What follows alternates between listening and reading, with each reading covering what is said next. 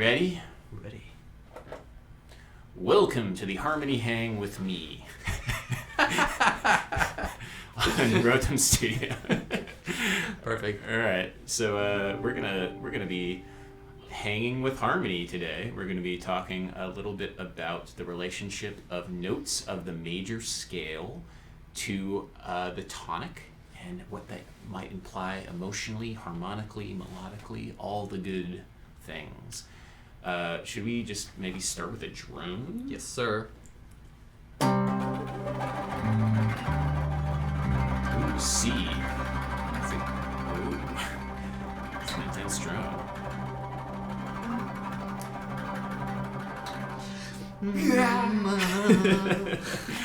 So let's talk about like the different notes that you might play on top of that. I mean, there are 12 notes in our 12-tone equal tempered system. Yeah. But if we're talking about like just the major scale and like what each note might mean, yeah. Like if you were to just play like the major seventh on top of that, what does that feel like, or what does that sound like?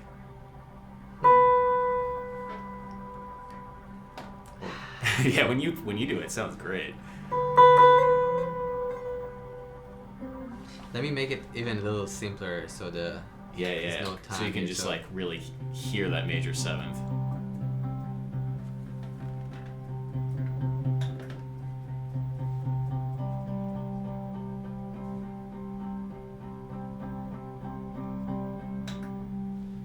Yeah. So if you were to play that major seventh and just like sit on it.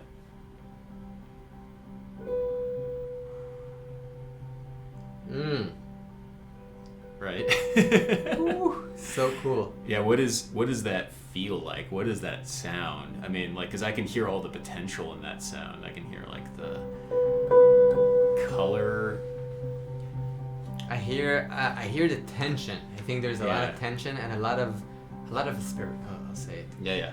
I feel there's a lot of tension in that note and a lot of potential, aspiration. There's a lot of feeling of something that can happen. There's almost direction, right? There is a strong pull. Maybe that's the word. I'm going somewhere, and that somewhere is not where I am right now. There's somewhat of a tension between my position and where I might be headed. Yeah.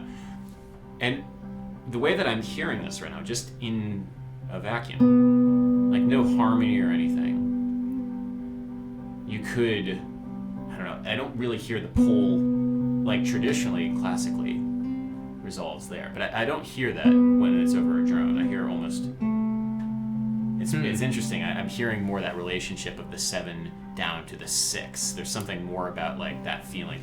This is just how I'm feeling right now in the moment. But also maybe up to the 9, like also a little bit more.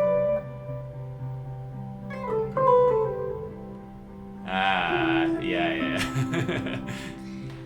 It's interesting because like melodically there's so much energy that happens with that major 7th. Yeah, but I'm just curious. So for me, the 7th is one of the strongest places of tension in the of key. course. Let's go one by one. Yeah, what sure, do you feel? So when you have this note. Oh, we're home, baby. Yeah. We don't need to go anywhere really when we're on the 1. Like the 1, it's.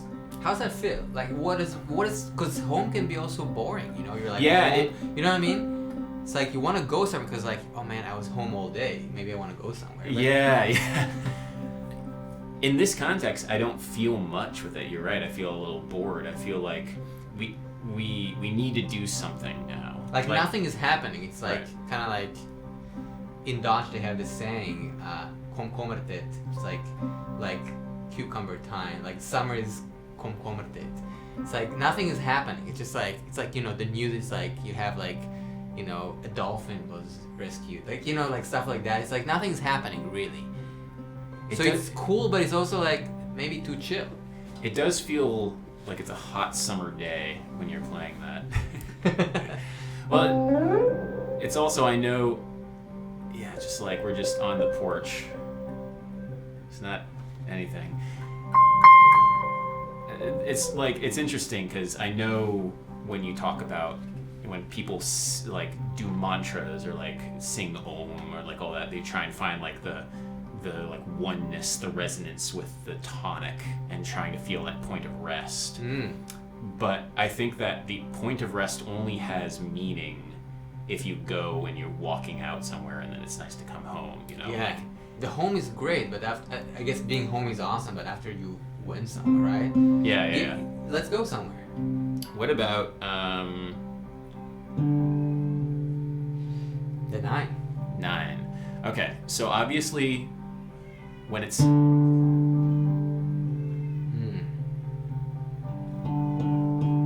curious, how do you guys feel when you hear this note? Maybe you can drop a comment and tell us how you feel this note. Guys, how do you feel 9? Are you guys 9 stands? Because to me, there is a degree of rest. There's a degree of restness, but that's only because I have the familiarity with like jazz language, like where you're like where you could like end a phrase on the 9, but it's like there's tension, but it's not. It's like I don't necessarily want to go there. It feels like there's not much of a journey. That's like you walked maybe like a block down and then turned around without actually going anywhere. Yeah. But there is beauty in that. There is still like, especially as a resting place, it's kind of like you're like, well, I'm already in the neighborhood. I'm just gonna chill and have some coffee downstairs. Yeah. You know what I mean? It's not like I went back home. I'm in bed. It's not like. It's like. It's really hard to tell a story between those two, right? Like, could you improvise between a root and the second? Could you tell a story, like a meaningful story there? Let me try. Yeah. This is the story of Rotem getting out of bed, walking down a block, and then coming back home.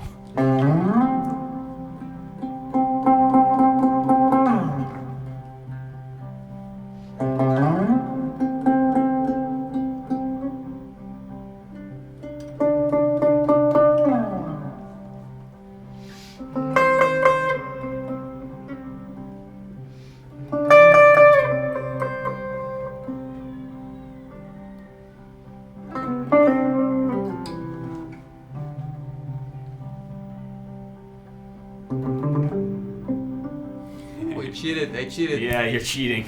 Cheater. Well, it's also, when you're switching octaves, to me, you can tell a more dynamic story when you switch octaves. Let me try to see what I can do. Yeah, hit it.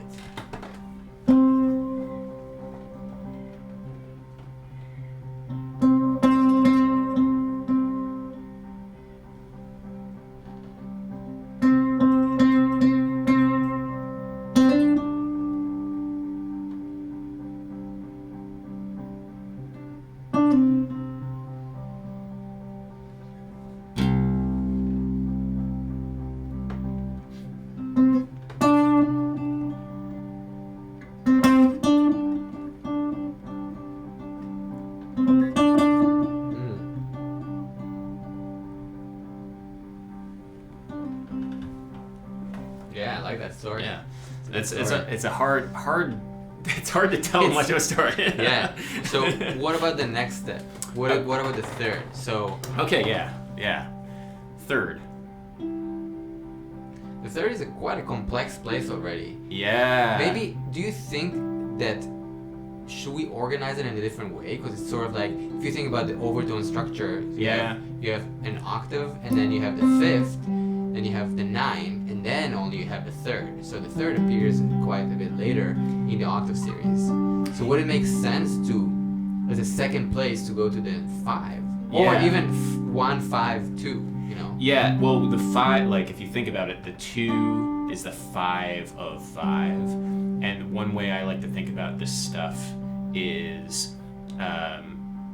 There's a great book called The Harmonic Experience where he organizes things into... Who's it by? It's W.A. Matthew. Yeah, and I really love this book, but he organizes these worlds in terms of, are they, I think he calls it Pa and Ga. Like Pa is the fifth and Ga is the third. So the fifth type notes, like the root, the fifth, and the second, which is like a fifth of a fifth, have a particular feeling. And then the ga type notes, which are the third and the major seventh, have a radically different kind of energy to them. So like these feel very stable. These feel like they're full of like going somewhere. They're full of life. Yeah. Which they can feel rested, but they're like full of energy. So for me, like the fifth is this interesting place. Let's listen to the fifth in relationship to this.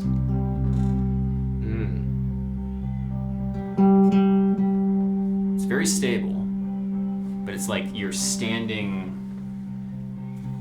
It's like you're overlooking home. I don't know how to describe it. It's like interesting, yeah. You're standing up and you're looking down at something. But you're stable. You're on like very stable ground.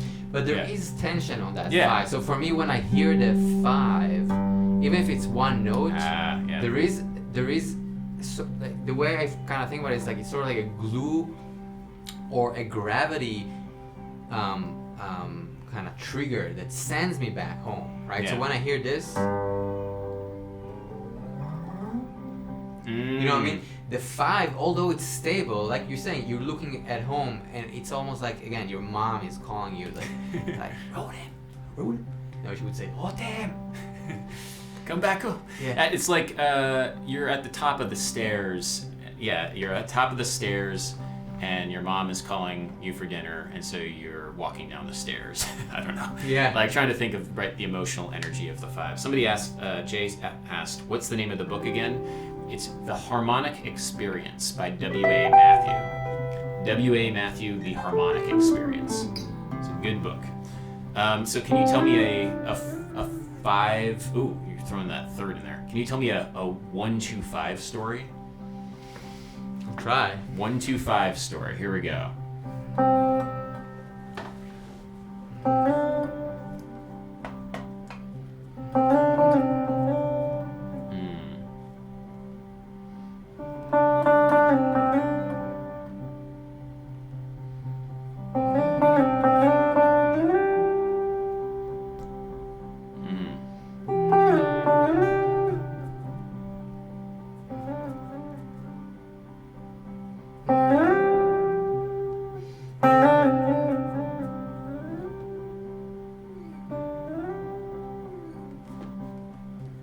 That's nice.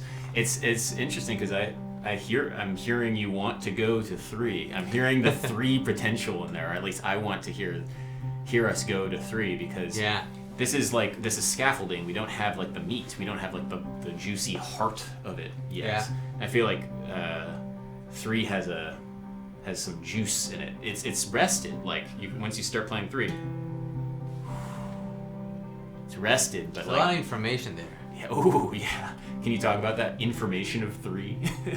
Yeah, I think the Sorry. Yeah, I think the 3 is quite a complex sound that gives us a lot of information about where we are, because all of a sudden, so far we didn't know even if we're in a major or in a minor key. Until now, we just were like, oh, 1, 2, 5. I could have been in C minor, and I could have been in a lot of different places. Maybe the key is even F, and I'm just on the dominant, right? There's a lot of information that is missing, but once I'm playing this major third, all of a sudden I'm expressing the idea that we are in a major tonality and not a minor tonality, right? Ooh, it's drastic. It's drastic, especially like when we've just been like listening to that for the past 5 minutes. It's just like whoa. Yeah. And if you think about the beginning of Thus Spake Zarathustra, that it's like it's basically that, like this very intense moment of shifting between major and minor, and that's like where the drama happens, let's do you mind if I try and tell a story? Just 1, 2, 3. Let's hear it. Yeah, so this is going I want to tell a story. It's just 1, 2, 3, and there's so much music that can just be like 3 blind mice. Like there's so much music which is just 1, 2, 3, 3, 2, 1. Like Figaro, Figaro, Figaro, Figaro. Like there's so much you can do with it. But then the question is because it's so a lot of stuff. Yeah. So let me do my best. Here we go.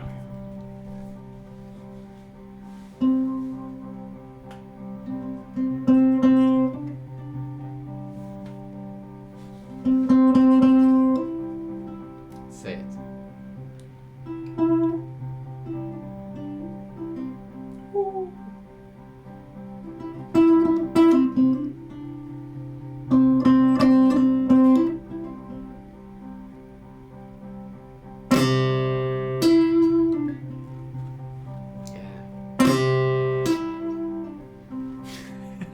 Yeah.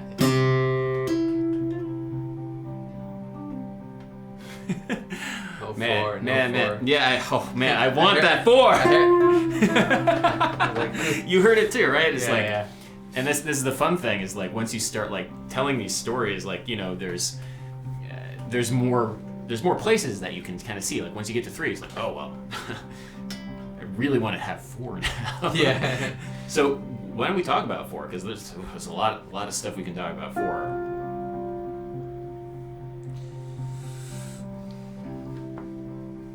Yeah, that's a deep one. Whoa!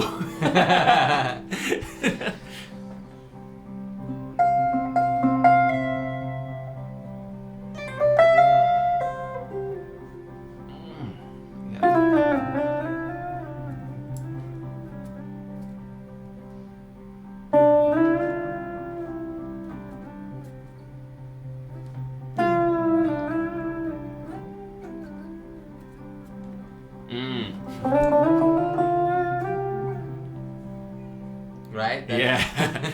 Once you add 4, I mean, to me, 4 is so interesting because, like, obviously, in music and so much music, 4 is the intense desire to resolve down to 3, right? Like you hear that 4, and you feel that tension resolve there. Yeah. But a big part of 4 is like how do you resolve 4 in itself? Like how do you get 4 just to feel nice by itself? Can you just get it to 4? Can you just get it there, or resolve it, or think about it not resolving to 3? Like, is that possible?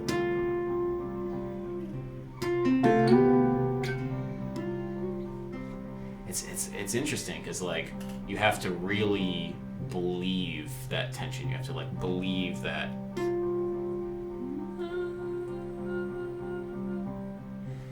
I like believing in the tension. And just sitting with that. Try like also singing that like.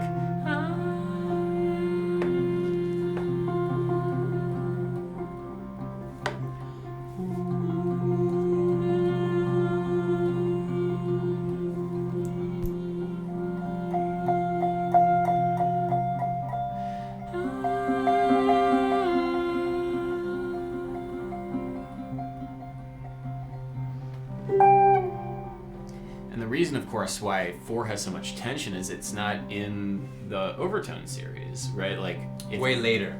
It's way later, and it's not even perfect there. It's like the sharp 11, or it's like a little out of tune. It's and the 1, the 3, and the 5 are much closer there, and so you have. But what's interesting is that root right there, or that tonic, Yeah. is in the overtone series. Is in the flip. So like the way that W.A. Matthew talks about this is like you have to think of yourself as the root. Like this has to be the root, and that has to be the 5 to your root, and that's how you kind of like make it make sense. And it's a very Interesting. yeah. Wow. Yeah.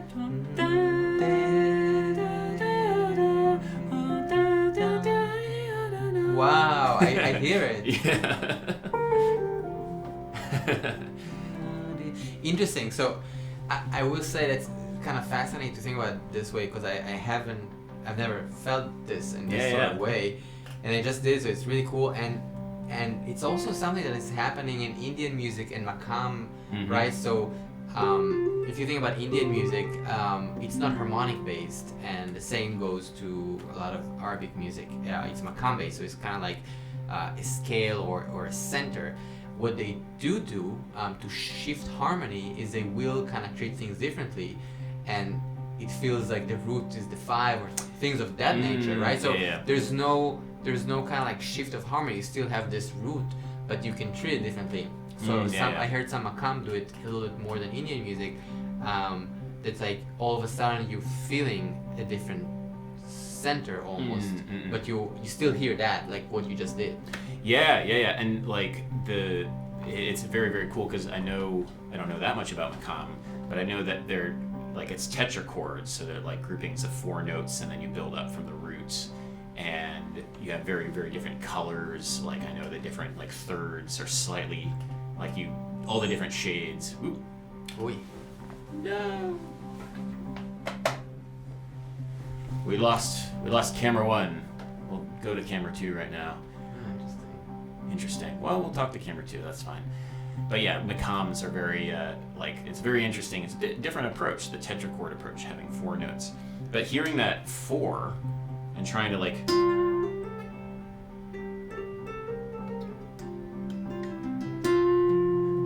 hear that as like your new root, your new center, is like a very useful way of making sense of the tension in 4. Well, Rotem gets camera 1 going again. We may or may not be able to do it. I don't know. We'll find out. I think we need 1 minute. You can talk to camera 2 a little bit. Okay, I'm gonna talk to camera 2. How's it going, camera 2, guys? Ah, lovely.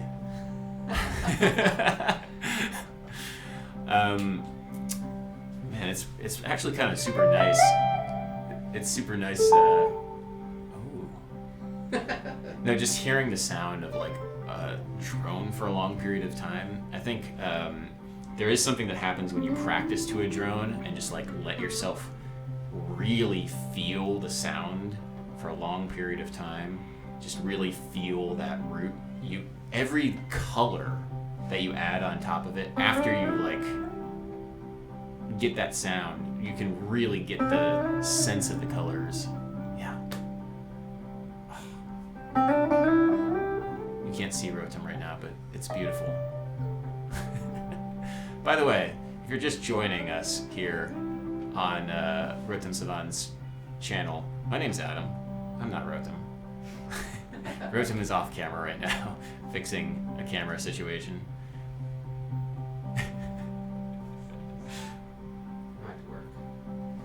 It's 1:44 a.m. in France, and the vibe is perfect. Thank you, guys. Whoa! I'm sorry I just yelled, but that's the thing. Actually, what? Vibe changed so much, so dramatically. Ah. Boom. I think it's working for now. It's working. Let's see. It was overheated. Yeah. So we have 1, 2, 3, 4, 5. Oh, we haven't talked about 5. Oh, no, right. we did talk about 5. We did talk about 5. What about this? Ooh, you just said a lot with that. You did. You just did the, and then also the. Whoa. Okay. Hold on. Slow down. Slow down. Rotem just said 2 things. He said flat 6, and he also said regular 6. Which to me, 6 is just a fancy 3, or it's just another 3. It's a reflection of 3. Like interesting. I never thought about it as a reflection. Maybe not a reflection, but it's beautiful. Yeah. There's a lot of relationship between 6 and 3 to me, and the way I think about it is, you can think of 6 as the 3 of 4. Yeah. That is one way I think about it. Which is the other stable place that is not home. Exactly. So like it's there's tension here, but it's like it's not that much tension, and it has 3 vitality. Like if you're gonna give 6 an emotion, what does 6 mean? What is the feeling of 6? Well, it depends on the context, because if I'm thinking harmonically a little bit, if you have this kind of like So that just took me to church.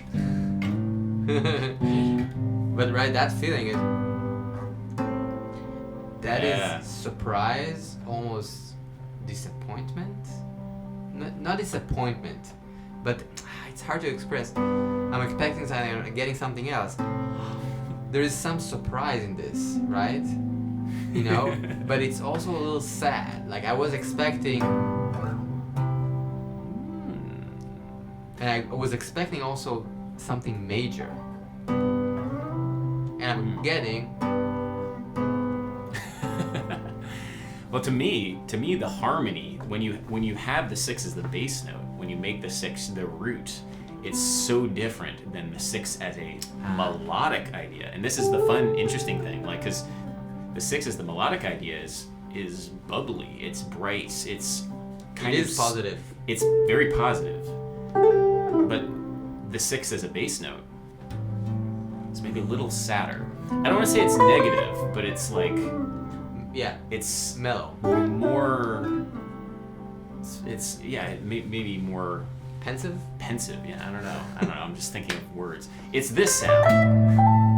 Woo! It's the same thing. Like, if I think about the bass note of 4, we were talking 4 earlier. Mm-hmm. That, to me, has such a different characteristic, feeling, meaning than... Yeah. You know what I mean? Yeah.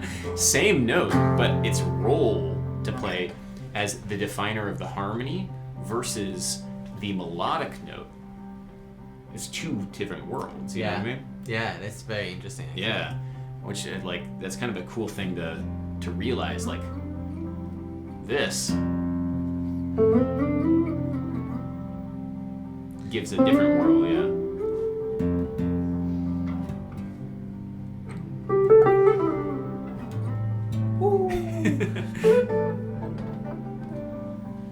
Yeah. So 6 has a lot. What about? I know we kind of started with 7, but what about 7? Let's hear 7. 7, man. 7, man. I think 7's the most. That's the most out of any note.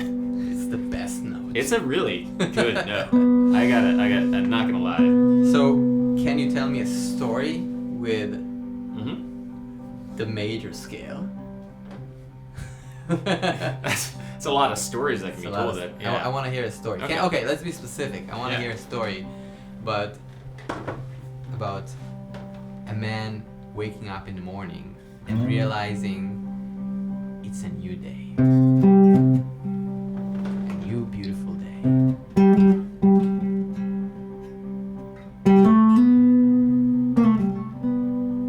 And the options are infinite.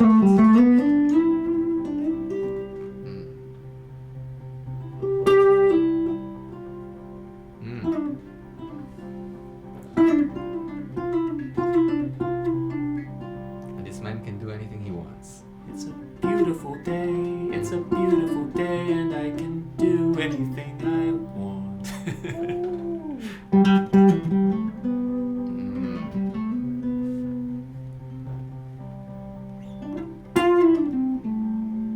Wow. That's beautiful. And okay, so here's my story for you. Man gets up in the morning and he realizes that he wasted maybe too many days, too many weeks, too many months, too many years chasing a feeling that he realized was already there within him, but thought that he needed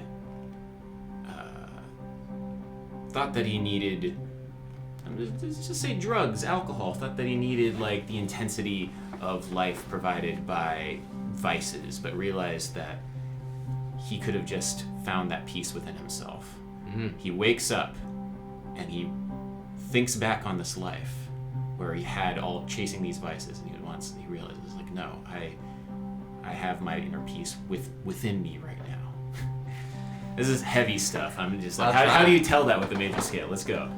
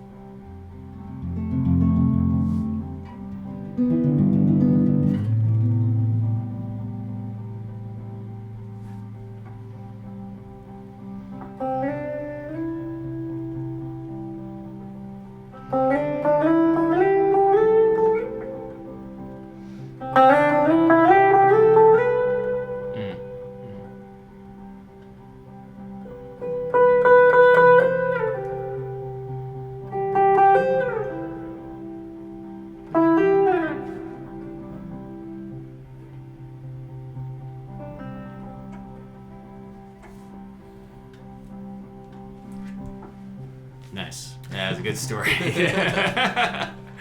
That sounds so nice.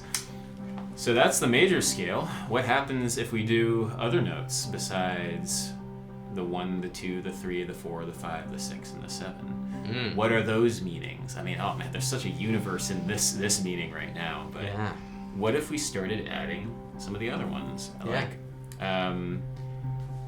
I know the first one that we'd be tempted to add is maybe the minor third, but why don't we start somewhere else? Why don't we start with the flat 7? What does the flat 7 do? Yo! That's a lot.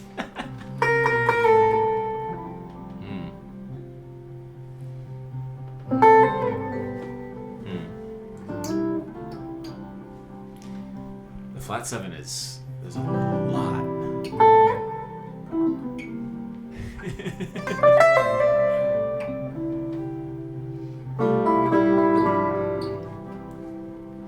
It takes you in a different place, because what vocabulary are you going to use? Is it like is it Mixolydian type stuff, or I think it gives you the option to, in a serious way, to move in with your girlfriend. You can leave home. You know what I mean? It's like there is the tension, but the other place is still safe and still like homey. You know what I mean? You're like not permanently, but you're like migrating to a different tonality almost. What we call a secondary dominant, right? Reinforcing that place, and that note is articulating that. So for me, melody and harmony are interconnected. That's interesting, because to me, this means something different in the major scale, in a major key harmony, right? Like, but it means something entirely different. I see what you're saying. You know what I mean? Yeah. And also, this has a very different feel when it's in the bass. Yeah. Totally.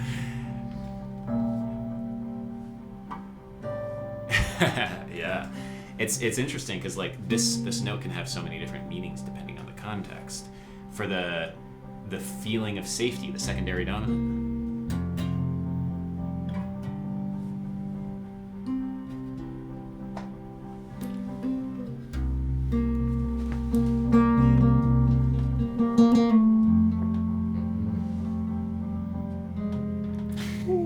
4 minor cheater. I like to cheat. I like this note. It's the most beautiful note. It's so good, but we'll get to it. Yeah. But yeah, that it doesn't have the same emotional intensity as the third, right? I feel like the third has a more of a. It's just there's more there. This is like an airport. Like it's a transition note. You know it cannot be stable. The only place which is very interesting to speak about, the only place that this note is stable is when you play the blues. And the blues is sort of like, it's basically kind of like people living in an airport. Right? When you play the blues, it's all dominant, it's all flat set, it's all tension, and you're like cool with it. You're like, I'm living in the bus, in the airport. I'm in motion, but I'm living there.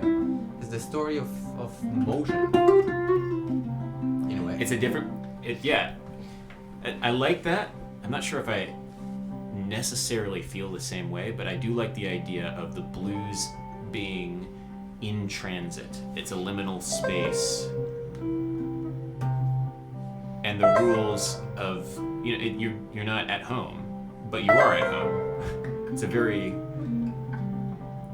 musician place to be. Yeah.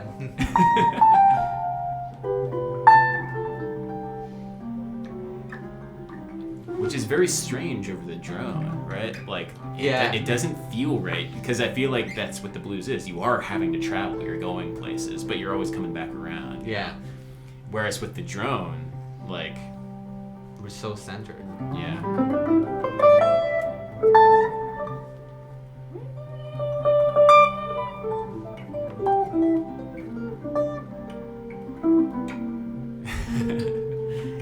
Alright, let's talk about the note where it comes after that one. Woo! Okay, so let's talk about the granddaddy of them all, the flat 6. This one has a lot of meat on it. So for me, the flat 6, you can kind of think of it as it feels very third-like, because there's a lot of meat on it. It's like a lot of...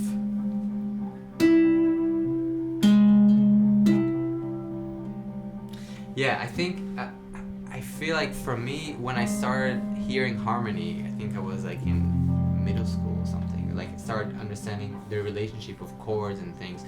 So the first degree that I could, in a clear way, hear and articulate was actually the minor 4. So I remember like hearing songs on whatever, the radio, on YouTube, whatever, and I wouldn't understand most of the harmony. I would know when it was 1 and when it was 4 minor. Yeah. I remember it would be like 4 minor, nothing, 4 minor, 1.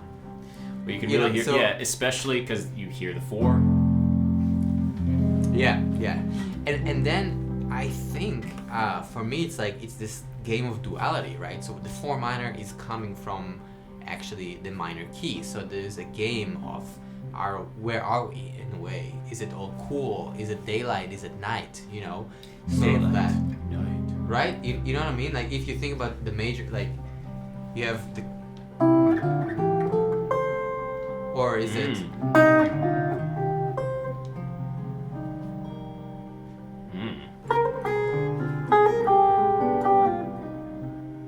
Or is it actually right? Like it's wild. Cole Porter. Yeah. Cole Porter is the master of just everything is minor key until it's not. It's just all and that back night and day. Hey. Yeah. Hey. I mean, actually, exactly that. Night and day. Hey, yeah. Cole Porter.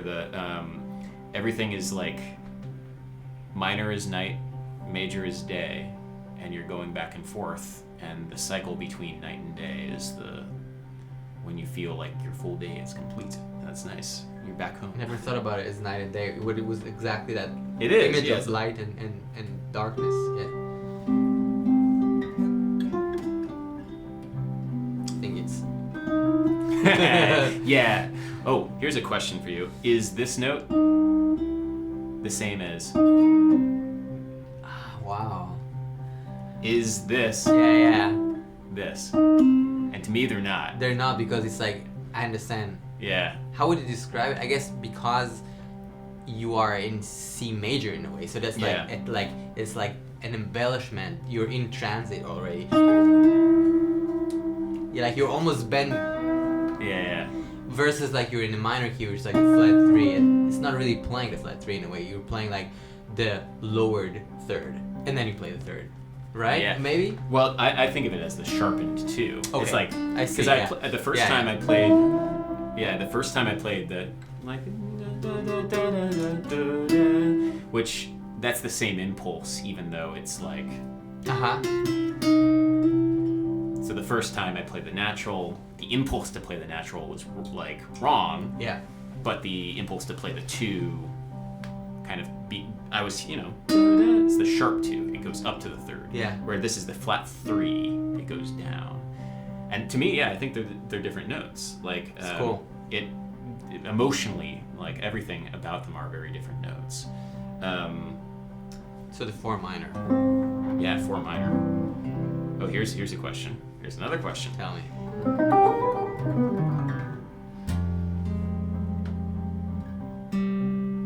Is that the same as?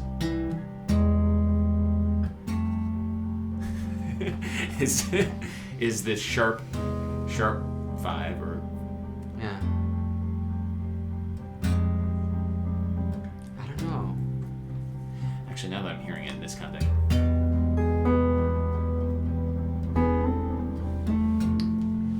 In this context, I don't know. There does seem to be a.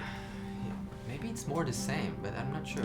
Yeah, I am feeling like they are more the same in this context. I don't know why.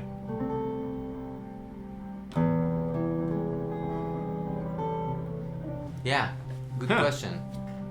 Not sure why I'm feeling it the same.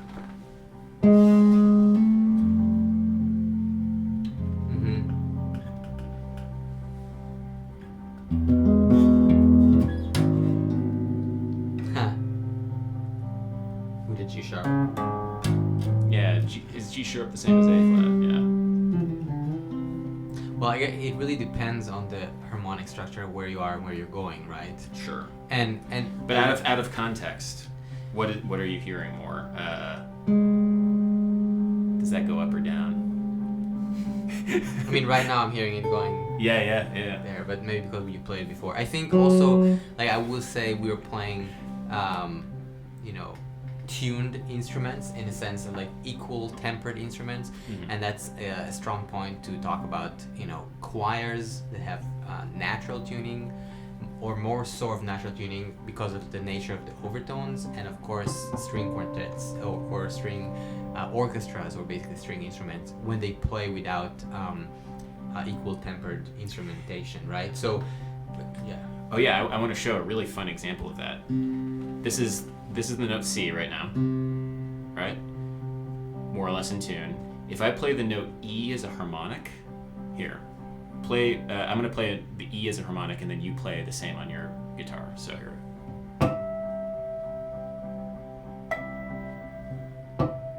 Wow. they're really out. Yeah. I'm really, really flat because normally the major third is a lot lower than our equal tempered tuning. Wow. Yeah, it's really, really out. It's 14 cents out. That's quite a bit. It's like not in tune. Yeah. But this sounds, and that's because we're super used to hearing the equal tempered third, the one that is a little bit off from the harmonic series, and it ends up being fine. It's just like when I'm playing this stuff, I have to be sometimes you have to be conscious of when you play harmonics on bass. Sometimes it'll be slightly off. Yeah. Sometimes,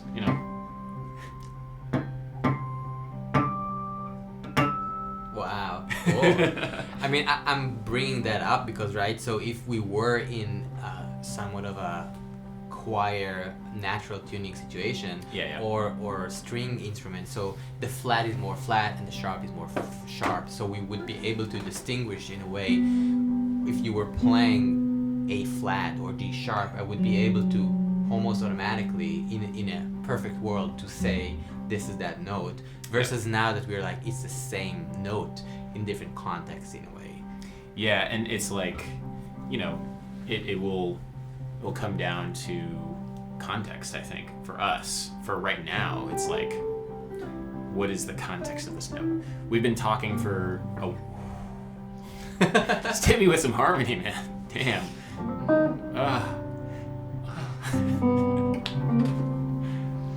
Okay. We still need to talk about flat 2 or flat 9 and sharp 4/flat 5. Oof, we got so much more to talk about.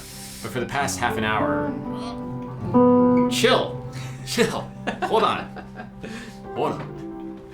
We've been listening to a drone and like really getting into these sounds, and like, you know, the context is everything. It's like all these colors, all these things which come together, and we can tell these stories. And you know, we told all the story with just the major scale, right? And now we have these other colors. It's beautiful how many colors we have. Overwhelming how many colors we have. But you know, you can learn a lot just by playing it next to a drone. You're just slowing it down, because I think one of the more confusing elements with music and guitar and just music improvisation is that we want to be as clear as possible with the elements, and so with those 7 notes, 7 colors, you know, we just talked for. I can't play it like this. Here, I got you. No. Oi. Oh no. We lost camera 1 again. It's okay. We'll do camera 2 here. Join me in camera 2. Yeah. Join me. Hold on. I'm gonna move this. Oh, it's okay. Okay. Yeah, baby. Here. Join me. Camera 2. It feels good over here. Camera 2 line. Oh, nice. Yeah. It's kind of chill. I like this. It's good.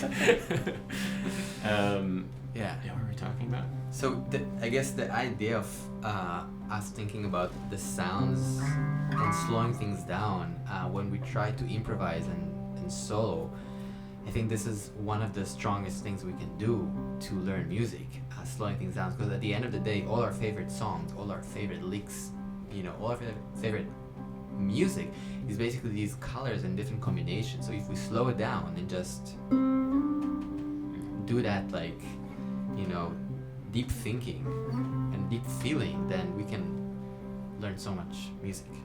Just tuned in. Are they high AF? No, very cold sober. Actually, a lot of coffee. Yeah, actually, yeah. Very, very caffeinated. I mean, it's very nice to inhabit the space that a person who is very high would inhabit. Yeah, alright. So what is that? What are we talking about? What is the flat 2? Ooh, which is such a different thing than what you just played. Yeah. You know what I mean? So when...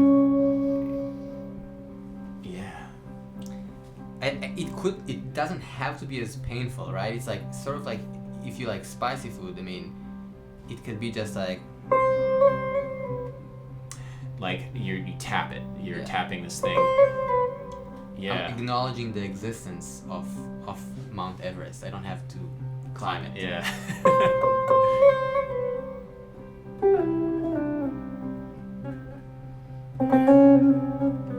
It's like you're dancing at the edge. You're not going over the edge, but you're dancing at ooh.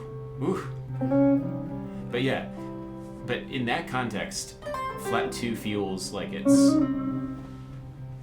it's like 2 in that you're stepping outside, but it like you need to keep going. It feels like you need to go somewhere. It's like please continue the thought. Please, like, I'm walking outside, but I need to hurry to get to somewhere, because there's a lot of momentum there. And if you just stand there, it's like, but I need to go somewhere. Like, want to try? Yeah. You got it.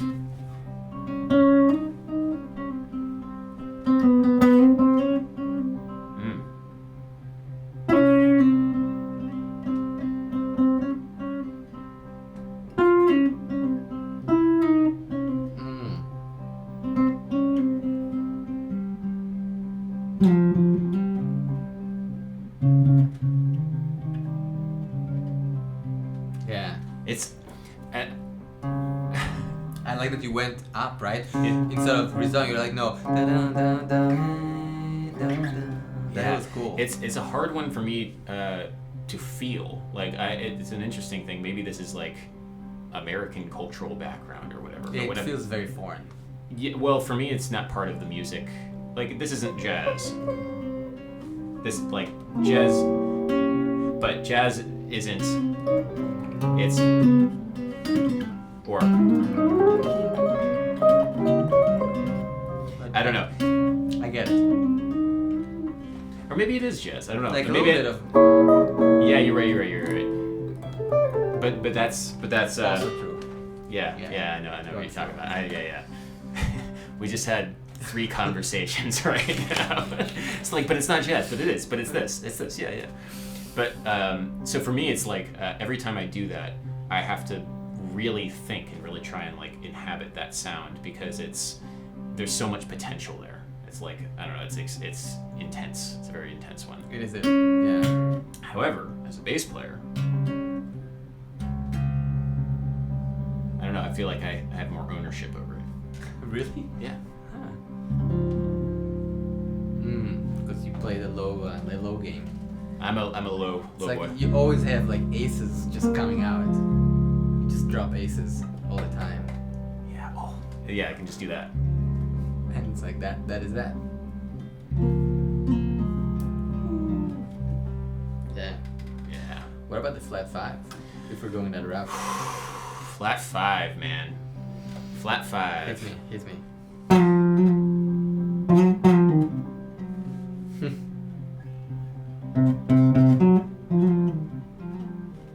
Without the minor. Yeah. The Simpsons. I just met a girl named Maria. Yeah.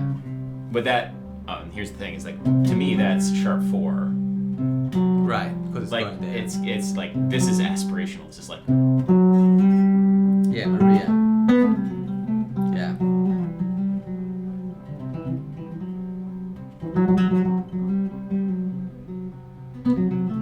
Also in music, language, we would just call it Lydian, right?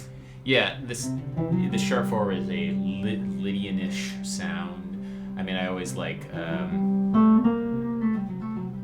having the flat 7 in there to have that Lydian dominant sort of sound. You can also think of it, I mean, if you want to be really intense, Lydian sharp 5 is a really interesting color that I'll sometimes do.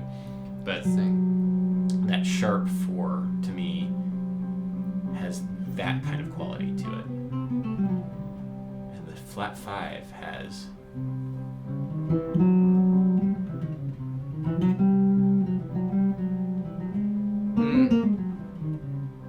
that kind of quality if we're talking jazz or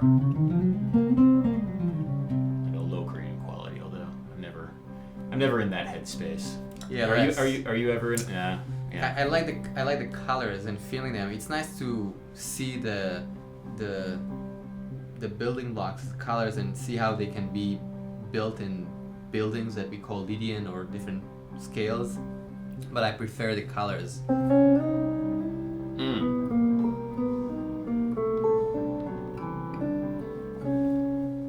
Wow. Right?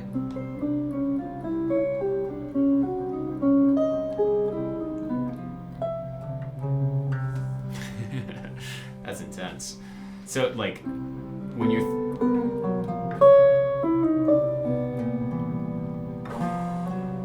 Just colors. The same as... Oh, it's not the same. It's different.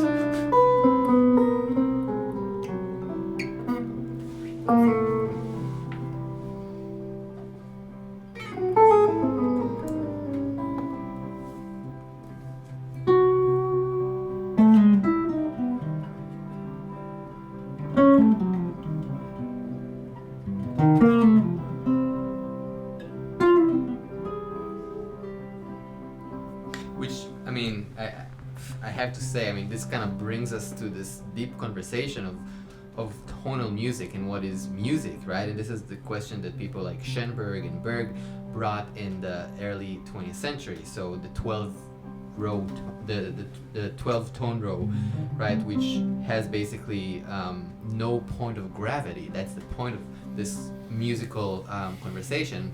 Which I we've been talking so much about the emotions of every one of these notes, and I think those emotions are always based around a tonal center. Yeah. And then when you abandon the tonal center, you have to create new emotions and new feelings and new colors. And I'm not necessarily opposed to that, but I find for myself a little bit more meaning in trying to explore, like really explore that meaning in relationship to a tonal center. Totally. And, for me personally, and I think having the emancipation of dissonance, which is when the fun way of saying, like, we're throwing out all of these rules and all of these colors in favor of letting tone color and letting rhythm and letting shape of melodies be like the defining factor of how we convey emotions. And that's great. And there's a lot of stuff that you can do with that, but there's also a lot of stuff that you can do.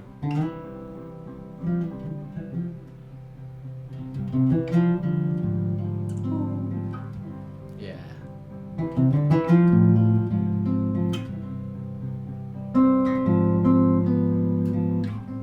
Yeah. That's 6. Take it away, Rotem.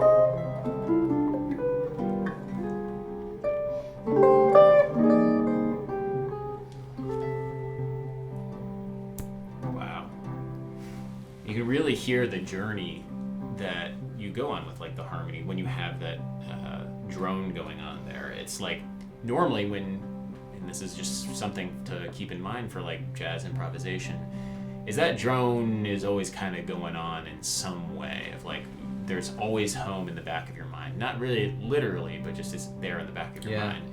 And this is a way of like feeling the distance that you're going. You really feel the distance of going all those different places when you have the drone going.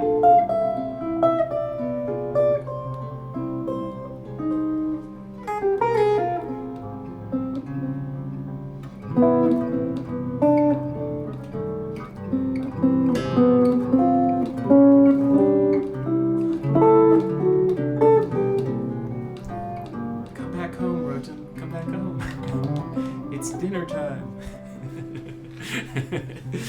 Totally. Yeah. Wow. You're finding your way back home. Yeah. Try and turn this on. We're gonna see if we can't get camera 1 back. It was overheating earlier. If you're just joining us, this is Harmony Hour. This is where we talk about harmony. If you guys have any questions, we'd love to answer them. How do you guys just come up with that on the spot? That's literally genius. Well, Rotem is the genius. I'm but a mere bass player. But a bunch of this is jazz language. Hey, we're back. Hey. A bunch of this is jazz language. Like, this is a big reason why jazz is so important to both of us.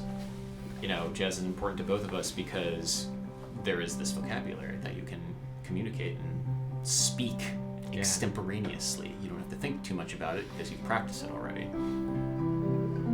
Like all the songs that exist there.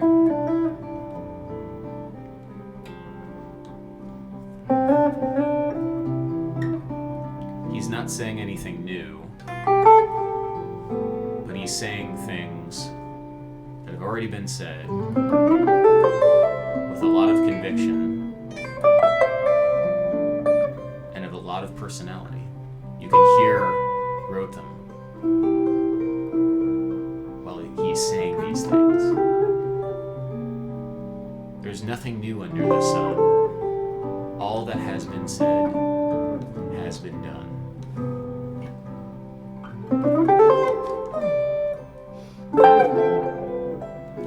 Doesn't change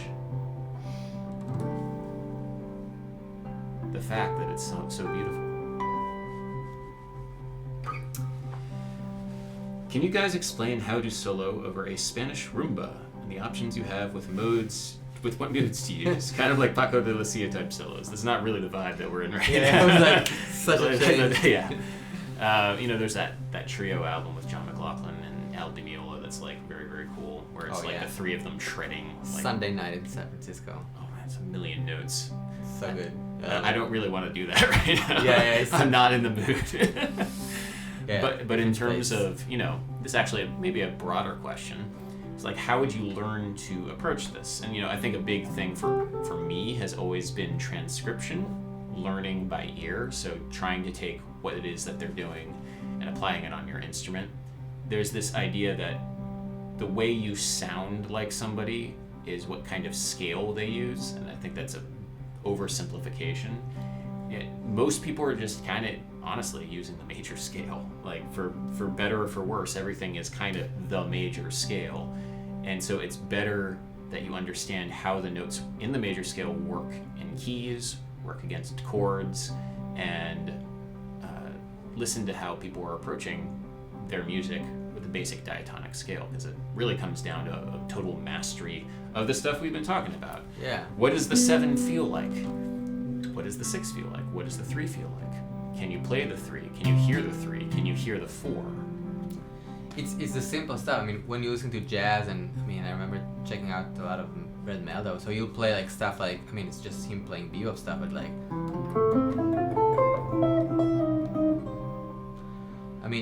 it's just like, it's nothing that was invented, but it's just like so much intention, and the rhythm and everything there is just amazing. You know what I mean? On the odd dominant. To me, that's except doing it like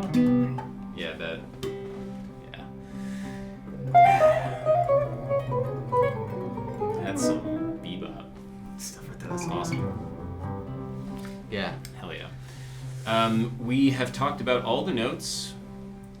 We talked about a lot of stuff. Yeah.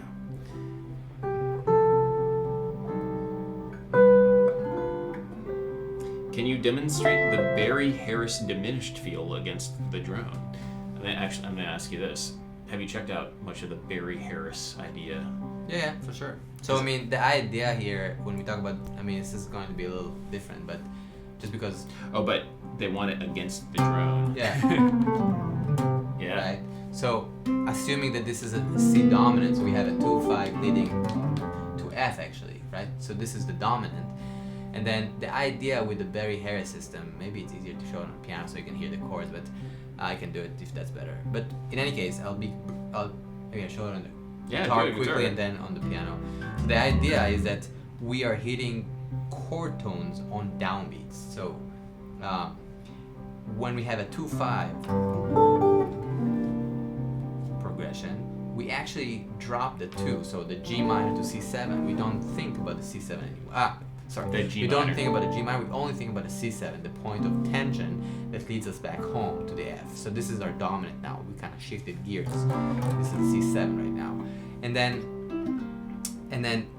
the idea is adding a chromatic note in different places in order to create and basically to hit as many chord tones on downbeats, and as important as possible.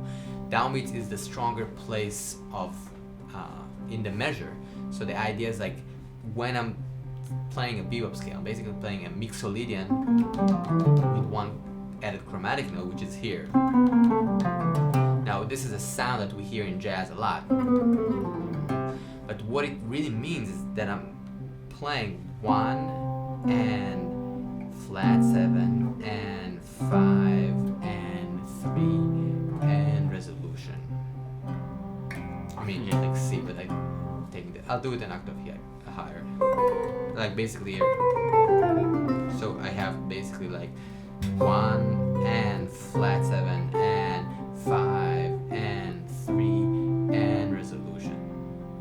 Yeah, in that case, you're going back, and the added note is the natural 7 in there. Yeah. And that's one way of thinking about it.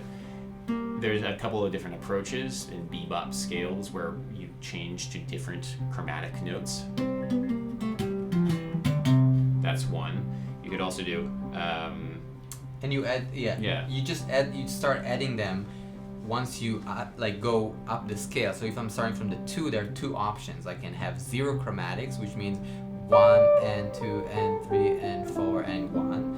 So that means I start on the 9, 1, and then I hit the flat 7 and the 5 and the 3 and then resolve. And you kind of basically hearing the articulation of a dominant chord.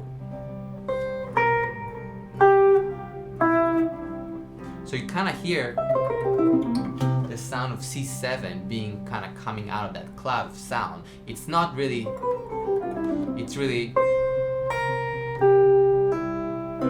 that is the real meaning of that. And so when I'm going up the scale, there are different options. From the 2, it's 0 or 2. And again, 0 just means no chromatic notes, and 2 means a chromatic note between the 2 and the 1, and then between the 1 and the 7. So it would sound like this. 1 and 2 and 3 and 4 and 1. Right? So I'm getting, and if you think about it as a 2-5 or just a do,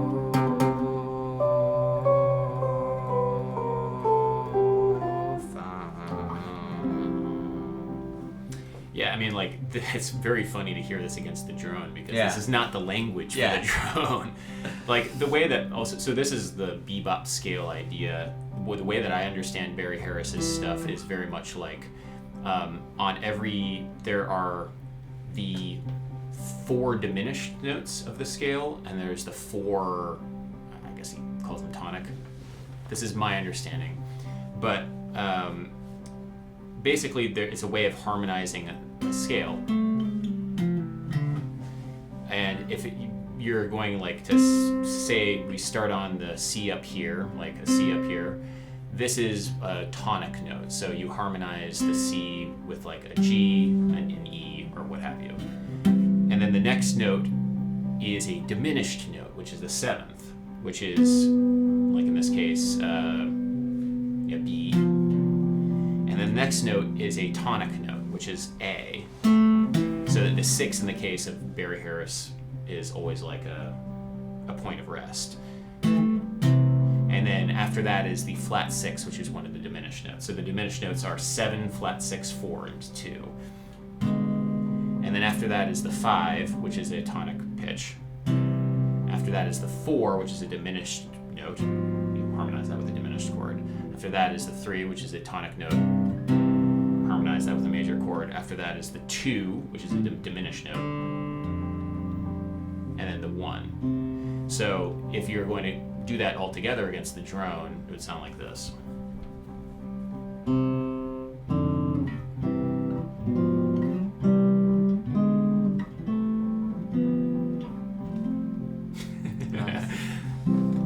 Yeah. That's the proper harmony, but like... Right.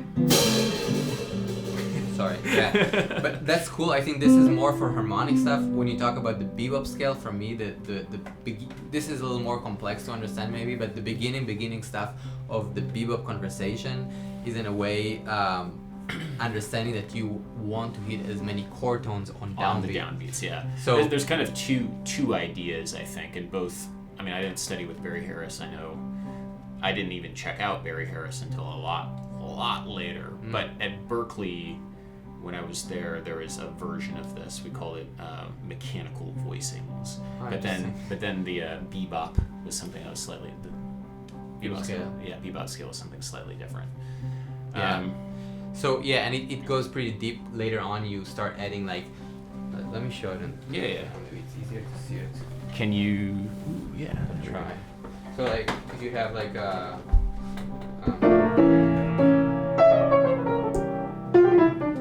So you have like a 2-5 or something, like a C, let's say you have a C7, like it's the same thing, G minor to C7.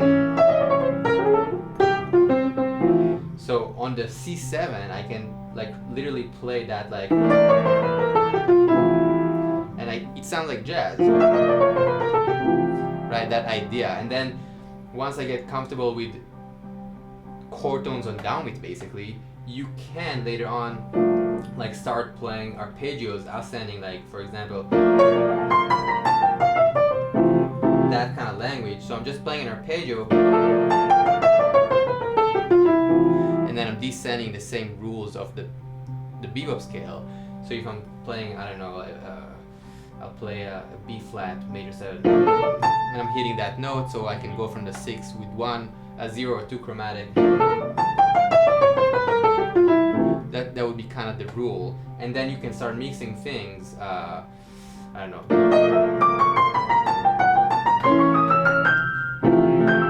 Sorry, I'm not a piano player, but so I'm just kind of like basically going back and forth between those elements of scale, arpeggios, and then some chromaticism. Sorry, sit down. You got it. I was gonna say it might be better to switch to the other camera angle. I was just trying to get out of the way for the piano. Brave soul. Thank you, man. Yeah. No, that's great. Sorry, I'm gonna give you that. I just want to get my phone over here. Thanks again for coming out to hang with us and talking music. We got 33 people here. 32. Yes. Nice.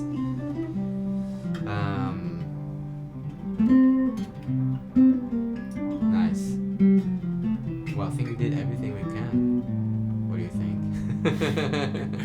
When listening to a drone for the past hour, please make harmonics in guitar or bass. You want to try and blow just the two of us, just harmonics? Wow.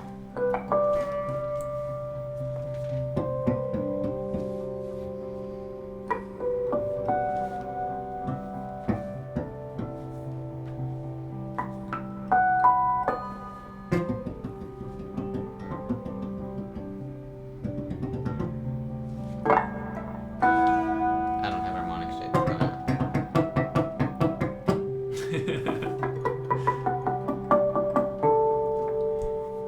Harmonics sound better on bass. Although the way that you play harmonics on guitar actually sounds great. I don't know.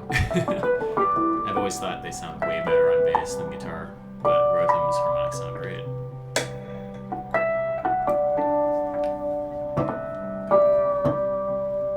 It's like that.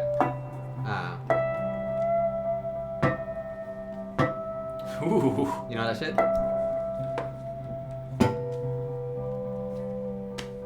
Yeah.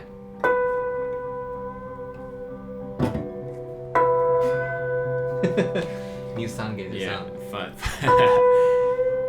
Can you do do you know what a slide harmonic? Have you ever? Whoa. There's a really cool thing you can do on bass where you can slide the harmonic. Check this out.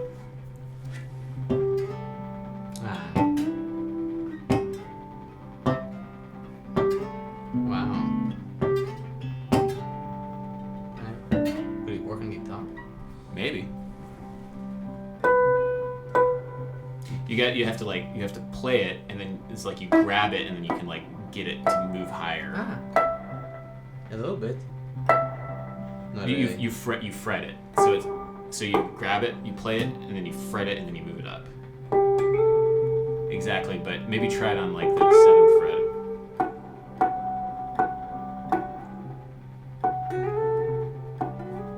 But then you fret it. Yeah.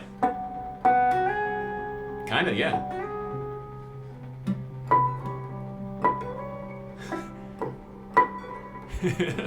I don't know. It's tricky, but I got that from Victor Wooten. Like, you can play. It's better on fretless bass. Fretless bass, you can use harmonic slides.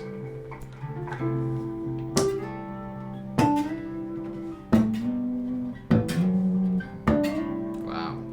It's like the Indian, you know. Oh yeah, I guess. yeah. do it. It's stuff is the Indian. They call it meaned, I think. I can't do it. It's a lot harder than you might think. You have to really spend time to get that in control. Yeah, like, it's super hard. It's like getting that. It's also physically demanding. It's like starts like, oh wow, it's like, yeah. Like burning, yeah. Yeah. So like when you see somebody who really has that language in them, it's just like, whoa. It's cool. It's very, very cool. It's very fun. How much of the feel... Oh, I like this. How much of the feel or emotion do you attribute to the motion of the music? The motion, like the movement of the music. I don't quite understand that question. How much of the feel or emotion do you attribute to the motion of the music? The motion of Like motion in that sense? Like chord progressions, I guess, maybe? Also... Maybe a tune. Yeah, right, that's motion.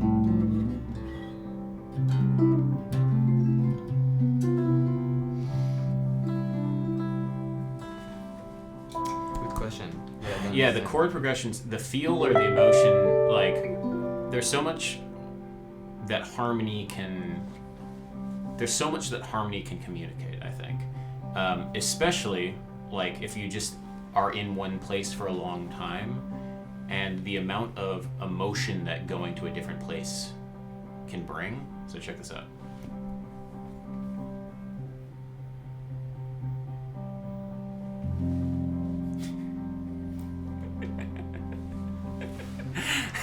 It's so cheap. It's just one note, but we've been in this place for a long time. Yeah. So it's like, and knowing that you know that carries with it real power of like being able to control feeling and emotion based on emotion.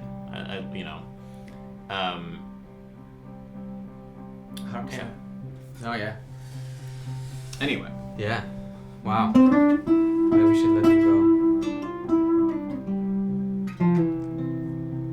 Let's just play one last thing and then let them be. We'll play one last thing. This is what is the story we're going to tell? Okay. Tell me a story about a hawk that went to Mars to visit his family of elephants and came back with the revelation he liked Cheetos. Okay.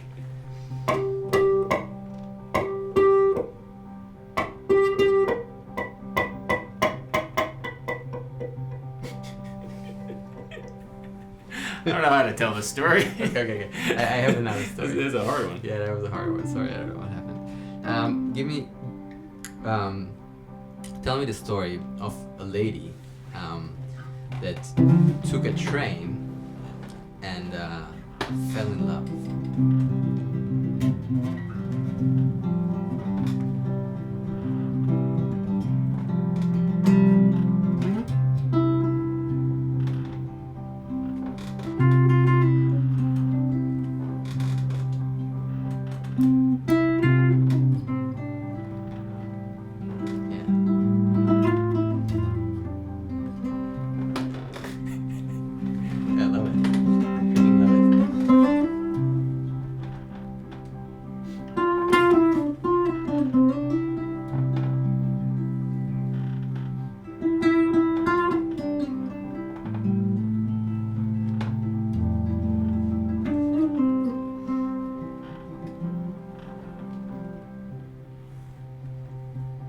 Wow. Yeah. Great.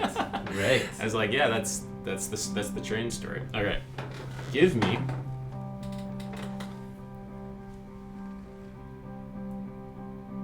an old man who lives in a cottage or like a small house in the woods. It's at night. He goes out of the house and he hears an unfamiliar sound.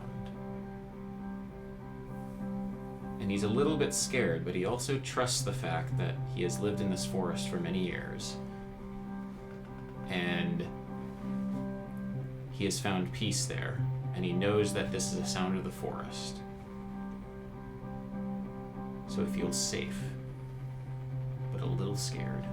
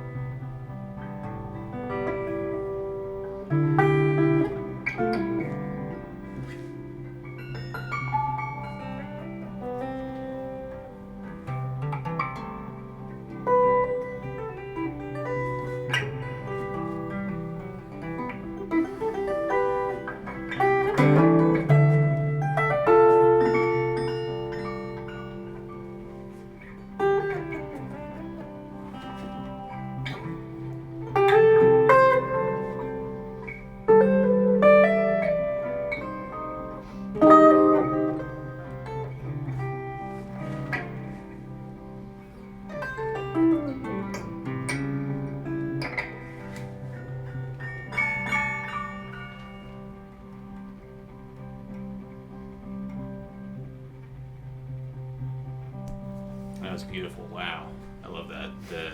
Yeah, all the weird textures like sneaking in and out. Man, that was so sick. That was so cool. Thanks. And like, you know, one of my favorite things is being creative with this stuff, right? It's like not being afraid to be creative. It's very, very powerful. Yeah, that was great. I felt every stage, and when you decided to like go to other places outside of the key, everything was so felt. Like you could really hear that sound, hear that story. That was great. Thanks, man. Well, guys, thank you for having me, man. Thanks for. Oh, It's good to hear. Harmony Quarter. Thanks for having me. Yeah, of course. Thank you guys. Thanks for stopping by, and yeah, see you in a little bit. Till then.